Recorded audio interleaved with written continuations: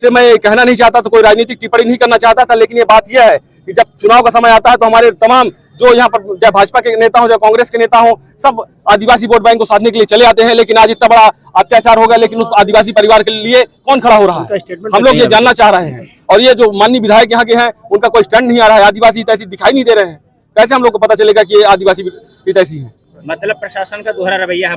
इस वक्त की बड़ी खबर मऊगंज जिला से आ रही है, जहां आपको बता दें कि जिला को शर्मसार करने वाली हृदय विदारक घटना गडरा कांड थमने का नाम नहीं ले रहा है। जहां एक तरफ जिला प्रशासन शांति व्यवस्था बहाल करने की कोशिश में जुटा है, वहीं दूसरी तरफ राजनीतिक रोटी सेकने वाले लोग इस विभत्स घटना को हवा देते हुए उटपटांग बयानबाजी करते हुए देखे जा रहे हैं। नमस्कार, आप देख रहे हैं हमारी पब्लिक न्यूज मिथिलेश त्रिपाठी के साथ। आपको बता दें कि कुछ दिनों पूर्व बहुजन समाज पार्टी से सांसद रहे बुद्धसेन पटेल का विवादित बयान भी सोशल मीडिया में जमकर वायरल हुआ था। उसके बाद आज एक बार फिर 28 मार्च दिन शुक्रवार को आदिवासी युवा मंच द्वारा राष्ट्रपति के नाम ज्ञापन सौंपा गया है। गडरा कांड को लेकर आदिवासी युवा मंच द्वारा रैली निकालकर कलेक्ट्रेट कार्यालय में पहुंचकर ज्ञापन सौंपा गया। आपको बता दें कि आदिवासी समाज का कहना है कि अशोक कोल के मौत की सीबीआई जांच की जाए। आदिवासी समाज के लोग द्वारा जिला प्रशासन के खिलाफ जमकर नारेबाजी की। प्रदर्शनकारियों ने प्रशासन के अलावा क्षेत्रीय नेता, भाजपा विधायक और कांग्रेस के नेताओं पर भी जमकर निशाना साधा। आरोप लगाते हुए कहा कि दोनों ही पार्टियां सिर्फ वोट बैंक की राजनीति करती हैं। ज्ञापन सौंपने आए आदिवासी समाज के लोगों के बीच कुछ ऐसे भी लोग शामिल थे जो पूर्व में महादेवन मंदिर मामले में दंगा भड़काने के साथ साथ कई आपराधिक घटनाओं में शामिल रहे, जिनमें से महिला संबंधित अपराध पर जमानत पर बाहर है। स्थिति को देखते हुए प्रशासन ने भारी पुलिस बल तैनात किया। प्रदर्शनकारियों ने जिला कलेक्टर को बाहर बुलाने और ज्ञापन सौंपने की मांग की जा रही है, लेकिन मऊगंज पुलिस अधीक्षक दिलीप कुमार सोनी ने प्रदर्शनकारियों के बीच पहुंचकर ज्ञापन लिया। आइए सीधे जुड़ते हैं मऊगंज पुलिस अधीक्षक दिलीप सोनी ने उक्त पूरे मामले को लेकर क्या कुछ प्रतिक्रिया दी है, साथ ही ज्ञापन देने वाले प्रदर्शनकारियों का क्या कुछ कहना है। सर, ये आज ज्ञापन देने आए हैं, किस मुद्दे के? कुल आदिवासी समाज से संबंधित जो संगठन है उनके द्वारा अलग अलग ज्ञापन दिए गए हैं, जिसमें उन्होंने मुख्य रूप से गडरा की जो घटना हुई थी उसमें सीबीआई जांच और अन्य उनकी जांच थी कि उसमें किसी को अनावश्यक परेशान ना किए जाए।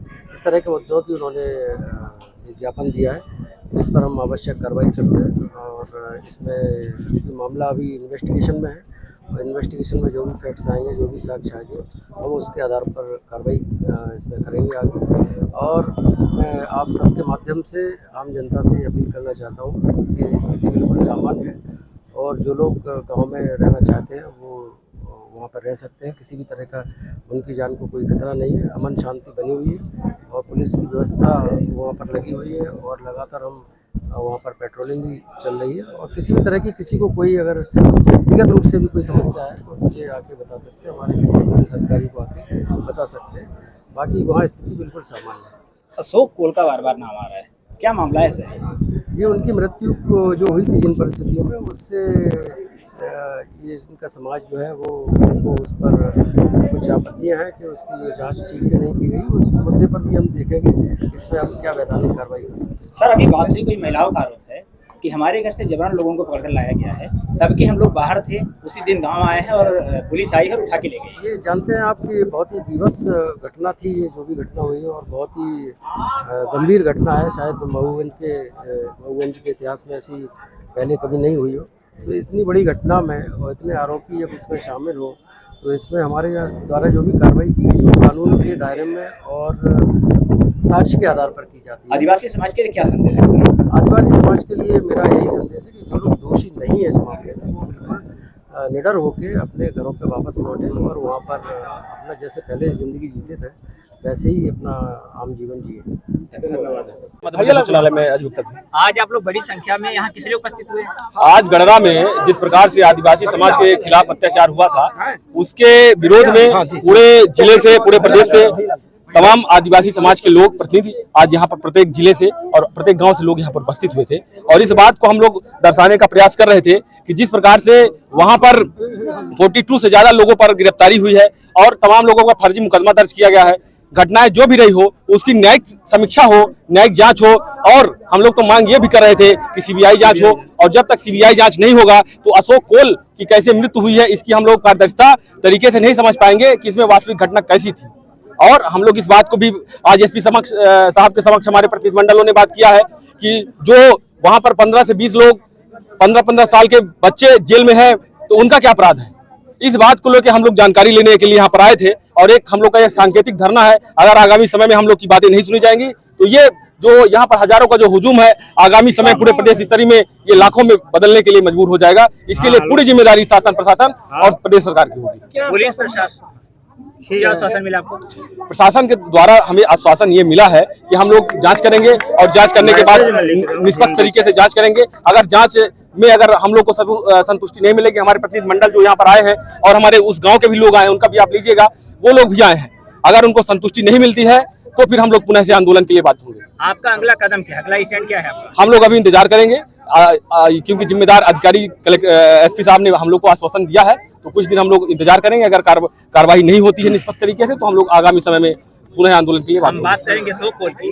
जी, पुलिस रिपोर्ट कहती है कि उनकी मृत्यु दुर्घटना में हुई है। देखिए, पुलिस रिपोर्ट तो तमाम तरीके की बनती बिगड़ती रहती है, ये मैं जाना नहीं चाहता हूँ। बहुत ऐसे देश में घटनाएं घटती हैं, लेकिन जब जांच होती है उसकी तो दूसरी चीजें आती है। अगर हम कहते हैं पुलिस, अगर अशोक की हत्या नहीं थी, अगर एक्सीडेंटल मौत थी, तो भैंस कहाँ गई जिसका बता रहे हैं कि भैंस थी। और दूसरी बात, अगर हम ये भी जानना चाह रहे हैं आपके माध्यम से कि जिस प्रकार से यहाँ पर एसपी कलेक्टर को किस स्थानांतरित किया गया, किसकी जिम्मेदारी थी, क्या लापरवाही लोगों ने किया था, किसको दबाने का प्रयास किया गया है, ये बात हम लोग जानना चाहते हैं। आखिर क्यों नए एसपी कलेक्टर को यहाँ पर स्थानांतरित किया गया है और तमाम जिले के संभाग के अधिकारियों को यहाँ पर क्यों स्थानांतरित किया गया है, ये हम लोग जानना चाहते हैं। मतलब आपका आरोप पुलिस पर भी है?